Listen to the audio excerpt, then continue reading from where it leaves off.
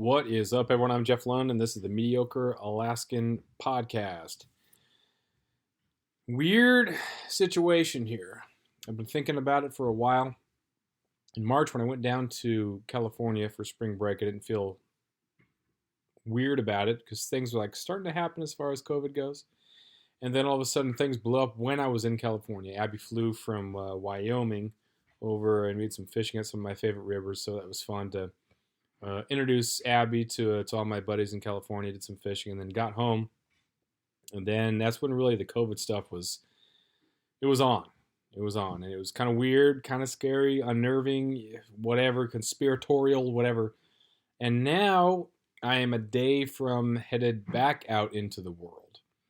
I don't think there's a better place to be right now than Alaska. I'm not advocating for it because there are people who are ignoring the Alaska travel requirements, suggestions. I don't know. I think they're requirements.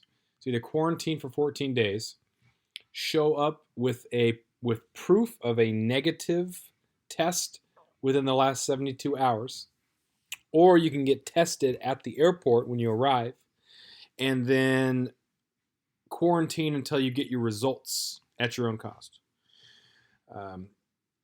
So it feels weird to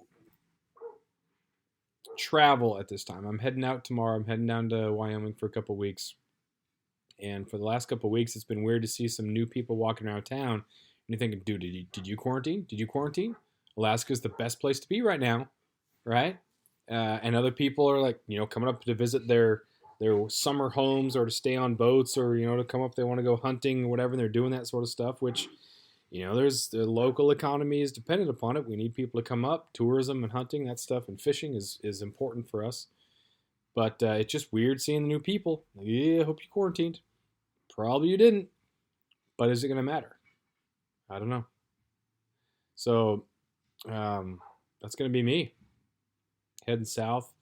Really excited for it, for the Wyoming part. I'm excited to do some more backpacking in the Bighorns with Abby and do looking for some grayling and some cutthroat trout again, and then looking for some just any trout, just to fishing, just a different thing.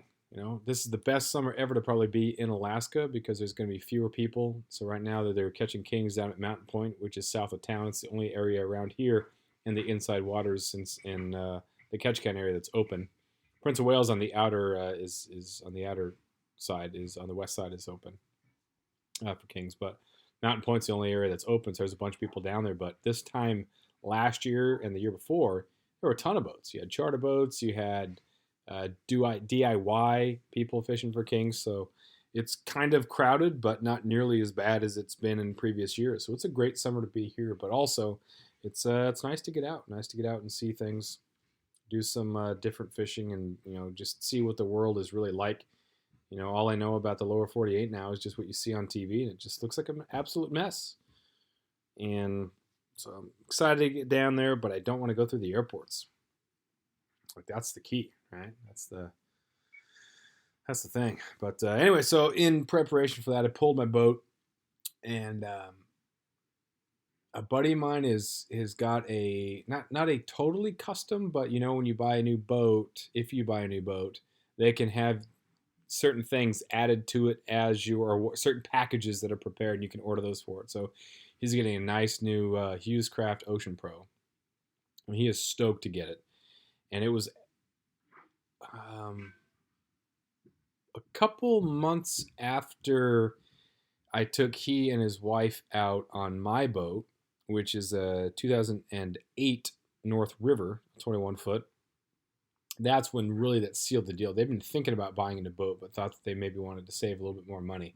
But going out in the boat, they have a skiff, or 18-foot Lund right now, and I upgraded from a 15-foot Boston Whaler. And going out in that, it's a rag top, but it does have a top, and that really convinced them to make the most out of Alaska by getting a nice boat. So they're gonna have a nice, shiny, beautiful new boat, which of course I'll be probably a little bit jealous of because theirs is shiny and new and mine's a little bit older. But you really can't buy the perfect boat. The perfect boat does not exist. Their boat will be nicer and newer and shinier, but it's going to be a Hughes craft, not a North River. I have heard that the North River's aluminum is a little bit more sturdy than the Hughes craft, but their Hughes craft is going to be fine. It's not like you're buying a Walmart brand tennis shoe for basketball as opposed to like a Nike or something like that. So it's totally good. And you see the Hughes crafts around Southeast Alaska, especially Ketchikan. It's like the perfect new to Southeast Alaska kit. You buy a 24-foot or 22-foot Ocean Pro with the hard top. You buy the little inflatable to put up top. You buy some shrimp pots, crab pots, and for as long as you're here, you just dominate. You do the program, run it, and then if you leave, you sell it. And so some of those used Hughes Craft kits are going for $40,000 to $45,000. You can see some in the 30s, but for the most part, those are pretty. Those are up in the 40s. So I got mine for $30,000, but it's a rag top.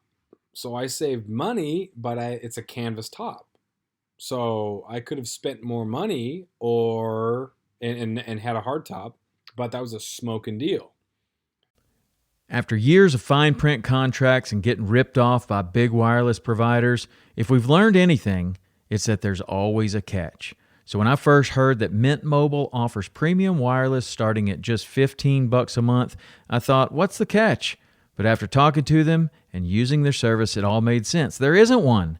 Mint Mobile's secret sauce is that they're the first company to sell wireless service online only. They cut out the cost of retail stores and pass those sweet savings directly to you. For anyone who hates their phone bill, Mint Mobile offers premium wireless for just $15 a month. I was hesitant about having to get a new phone and a new phone number, but with Mint, you can use your own phone with any Mint Mobile plan and keep your same phone and your same phone number along with all of your existing contacts. Mint Mobile gives you the best rate whether you're buying for one or for a family, and at Mint, families start at 2 lines. All plans come with unlimited talk and text plus high-speed data delivered on the nation's largest 5G network. Switch to Mint Mobile and get premium wireless service starting at just $15 a month. To get your new wireless plan for just $15 a month and to get the plan shipped to your door for free, go to mintmobile.com/waypoint. That is mintmobile.com/waypoint. Cut your wireless bill to $15 a month at mintmobile.com/waypoint. My buddy Rob, who's just buying that brand new Hughes Craft, it's going to be a lot nicer, cleaner, newer than mine, but I am saving a lot more money. So it's confusing well, not really confusing, but you got to look at what you want, when you want it, how long can you save, or how much do you want to save for it, and how much does that time that you would save up to get something better, newer, or whatever closer to what you want make up for the time that you're missing by not having the boat. My plan was to save during the spring and then look in the spring and the summer for a boat, but then that boat came on the market in a 21-foot North River with a rag top, and the motor only had 100 or 200 hours on it for $30,000. That's crazy. A brand new 150, Yamaha 150, goes for like $16,000, $17,000, $18,000. So that means I'm getting a 21-foot nice aluminum boat for $13,000. And essentially what I've learned is that, I only have a little bit of knowledge here, but the stuff that I glean from it is that you're essentially buying the motor. The better the shape the motor is in, that's what you're looking for. A boat's a boat.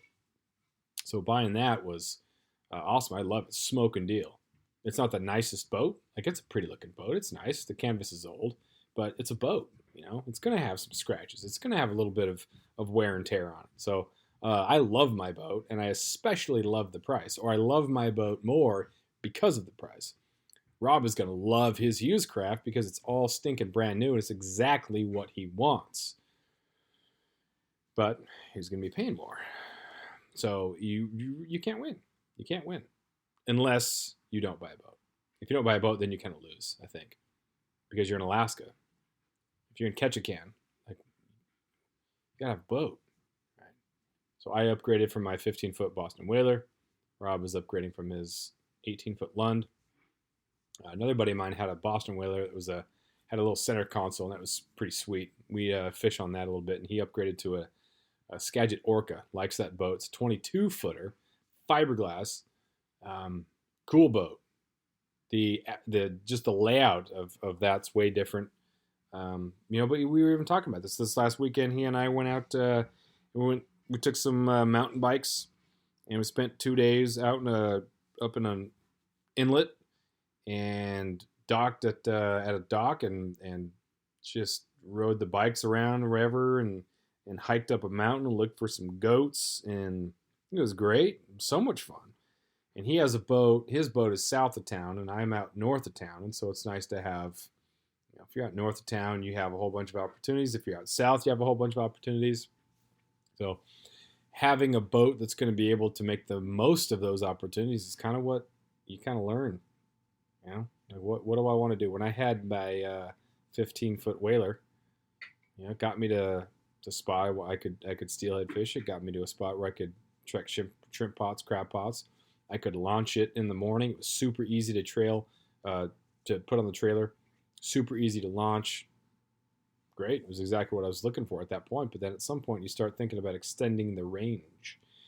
And if I had this, then I could get over to Helm a little easier. I could get up to Traders a little bit easier. I could get maybe get up to those hot springs. Maybe I could sleep on the boat. Those sort of things start to peek in there, and you start thinking about maybe overstating it to say that it's quality of life, but to a degree it is.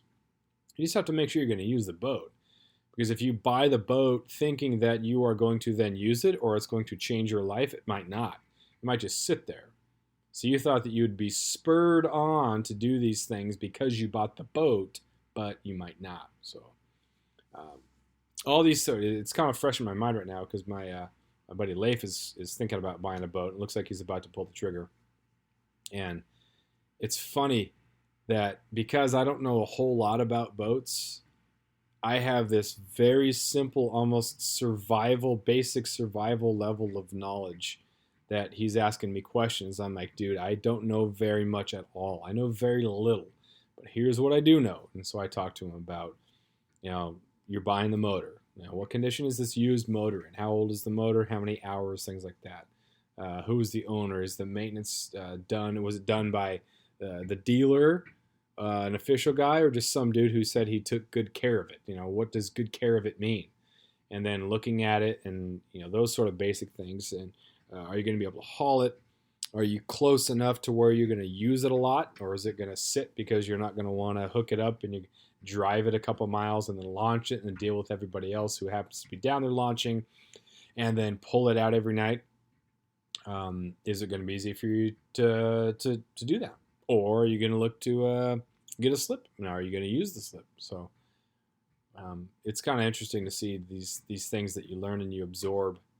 And I was telling him he was telling me about the horror stories that people were telling him about trailering boats and axles breaking and motors dying and just all these worst possible things that can happen. Wheels falling off while you're towing a trailer and or towing a boat. I said, yeah, I hear those things too. That's like the first thing that people talk about. But at the same time, no one really talks about the time that they trailered their boat, launched it, and everything was fine. You talk about, being outside and you catching the halibut, setting the pots, going out camping, whatever. Those are the stories that get told. Also, the craziest, worst stories get told. Oh, did you hear about, the guy whose axle broke as he was going 35 down the highway? And you're like, oh my gosh, that's terrible. You just think about, oh man, I dipped my trailer into the salt water and it's just like eroding away. At some point, it's going to break. Oh gosh, it's in the back of your head. But it's just part of it, It's part of. There's a lot of jokes about adding the word marine to things, and it costs more, and everything costs at least $500 on a boat. It seems like, but it's part of it. Part of being able to get the most of what you got going on around here. So it's good to have a boat. It was nice heading out this weekend, do a little scouting. I looked at this spot for deer and maybe goat on X and then Google Earth, and it looked good. There was too much snow up there to really get a good idea of where the goats were. I didn't see any goats, but there were only small patches of spots that were actually free of snow. And those spots didn't have enough sunlight and stuff wasn't really starting to grow yet. It was just freshly uncovered. So the goats hadn't really moved up there to graze, but or feed. I think does everything graze? Or is it just cattle graze? Do deer graze? Do goats graze? Do they eat? They feed? Feed? I don't know what they do. Maybe, no, they can't graze. They got to feed, right? Yeah, goats feed. It might be the same thing. Who knows? Whatever. But so it was nice to get up there and scout that and see it. And once you have a boat up here, man, it just makes it so much. It's so much different. Because then you don't have to worry about the road system. You have to worry about everybody with a boat. And a lot of people have boats. But then it's okay. Who can get here by boat? This portion of people. Who is going to get to the top of that mountain? Well, because there's a road that kind of meanders around. Okay, people, four-wheelers might have the best advantage there. So I don't have a four-wheeler, but I'm willing to take a mountain bike, which my buddy and I did. Mountain biked up as far as we could. I had to walk in a couple spots and then hiked up the rest of the way. So you start, reducing possibly the number of people that can be there, and you start to feel comfortable about it. I think the variables in that might be a little different than down south. I don't know. I've only hunted down south once, but you start looking at all these variables and you start looking at just the opportunities that a boat can give you. So much more is open. It's crazy. It's awesome. I love it. Love having a boat. There are dangers, of course, and every time that I hook that thing up, I'm like, oh my gosh, is my truck gonna hold it? Setting the brake, and if the boat is still kind of stuck on the trailer a little bit, and you're kind of pushing it off a little bit, and it's just you think, oh man, e-brake, please hold, because everybody who has owned a boat, I'm sure, has watched a video of boat and trailer just sliding into a lake or the ocean. You're like, oh God, I hope that's not me. But that's one of the risks that you take, and you go online, you look for a boat that's going to meet the needs that you have and take those risks, and you're going to have some good times. No doubt about that. As long as you use it. You got to use it. Got to use it. Know what you're looking for, look for it, and then kind of be open to something else. Like I don't love my ragtop, like I said. I love my boat. I wish it wasn't a ragtop, but I got it for a smoking price. It's just, there's going to be give and take. There is no perfect boat. Some people love fiberglass over aluminum. Some people want hardtop for sure. But yeah, you can get that, but you're going to want to spend all the money for that. I don't know. That's the way it is. So we'll call that this episode. I never look up what the heck episode it is, so I don't really know what's going on here. So let me get you my sign off is always kind of awkward because 145, episode 145. We will call that episode 145. Make sure you check out the mediocrealaskan.com for other content. And next podcast, I will be in Wyoming, hopefully with a golden trout under my belt. That's going to be one of the first things that we get after, I think, this coming weekend. Gonna head out. I'm gonna get tested hopefully as soon as I get into town. I'll be seeing no one else. We're gonna totally isolate for 2 weeks outside of driving to rural areas. She has all the food ready that she needs or that we need, and yeah. So be good. So take care. Be safe. Talk next time.